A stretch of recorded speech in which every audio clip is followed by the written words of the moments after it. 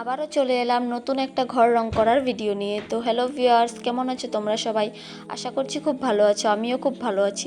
তো চলো ভিডিওটা স্টার্ট করা যাক। আমার আগের ঘর কালার করা ভিডিওটাতে তোমরা অনেক ভালোবাসা দিয়েছো, তাই ভাবলাম আজকে সেকেন্ড ঘরটা কালার করেছি যে সেটার ভিডিওটা আগে থেকেই করা ছিল, তো ভাবলাম এটাও শেয়ার করে দিই।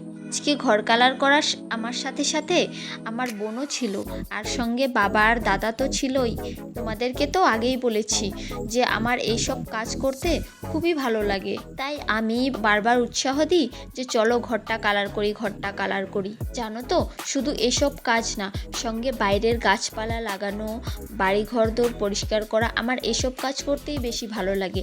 রান্না বাড়া করা বা ঘর গুছোনো, এসব কাজ খুব একটা বেশি আমি করি না, এসব কাজ আমার বোনই করে দেয়।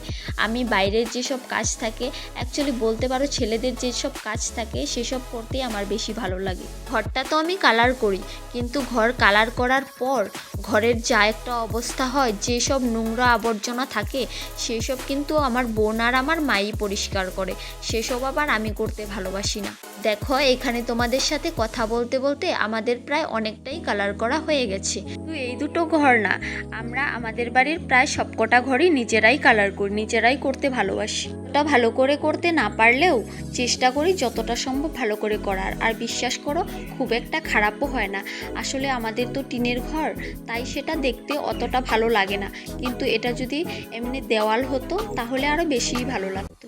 যাই হোক, কি আর করব বলো তো, যা আছে তাতেই খুশি। আমাদের তো আর পাকা ঘর হবে না, তাই যা আছে তাই সুন্দর করে সাজিয়ে রাখতে ভালো লাগে। জানি না কিছুদিন ধরে কি হয়েছে, আমার না ভিডিও করতে বেশ ভালোই লাগে এখন, আর তোমাদের সাথে সব কিছু শেয়ার করতেও বেশ ভালোই লাগে। কিন্তু তোমরা তো আর আমাকে সাপোর্ট করছো না, তাই ভাবছি ভিডিও করা এখন বন্ধই করে দেব। যদি তোমরা একটু সাপোর্ট করতে তাহলে আর একটু উৎসাহ পেতাম ভিডিওগুলো করার জন্য। এখানে দেখো, আমার ভাগ্নি ক্যামেরার সামনে এসে ডান্স করছে আর বলছে দেখো তোমার ভিডিওতে আমি আসবো মাম্মাম এখন, এসব বলছে আর ডান্স করছে।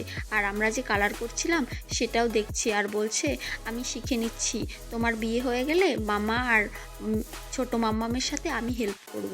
অ্যাকচুয়ালি আমি ভিডিও করার কোনো প্রসেস জানি না, নতুন তো তাই। আর ভিডিও এডিটও আমি সিম্পলভাবে করি, নর্মালি যেভাবে ভিডিও এডিট করে সেভাবেই করি। হয়তো এটার কোনো প্রসেস থাকে বা ভাইরাল হওয়ারও কোনো প্রসেস থাকে, এইসব আমার জানা নেই। তোমরা যদি কেউ জানো একটু আমাকে কমেন্টে জানিয়ে দিও না প্লিজ, আমিও করব তোমাদের মতন, আমিও একটু ভাইরাল হতে চাই। দেখো, সোশ্যাল মিডিয়া হচ্ছে এমন একটা জায়গা যেখানে একে অপরকে সাহায্য না করলে কেউ এগিয়ে যেতে পারে না।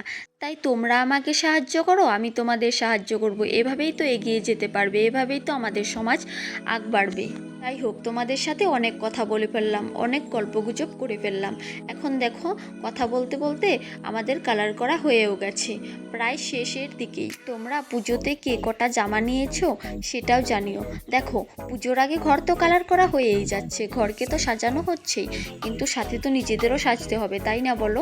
আমার তো পুজোর কেনাকাটি শুরু হয়েই গেছে, সাথে তোমরা কি কি নিয়েছো সেটাও অবশ্যই কমেন্টে জানিও আমাকে। আজকেও কিছু পার্সেল আসবে, তো সেটাও তোমাদের সাথে নিশ্চয়ই শেয়ার করব। দেখো, এখন আমাদের ঘর তো কালার করা কমপ্লিট হয়ে গেছে। তো কালার করার পর আমাদের ঘরের এটা ছিল ফাইনাল লুক। ঘরটা এত সুন্দর না হলেও দেখতে খুব একটা খারাপও লাগছে না। তো এখানে দেখো, বোন আর বাবা মিলে টিভিটা সেট আপ করছে। তো আজকের ভিডিওটা এই পর্যন্তই ছিল। ভিডিওটা কেমন লাগলো অবশ্যই কমেন্টে জানিও, আর যদি ভালো লাগে থাকে তাহলে একটা লাইক করে দিও। টাটা, বাবাই।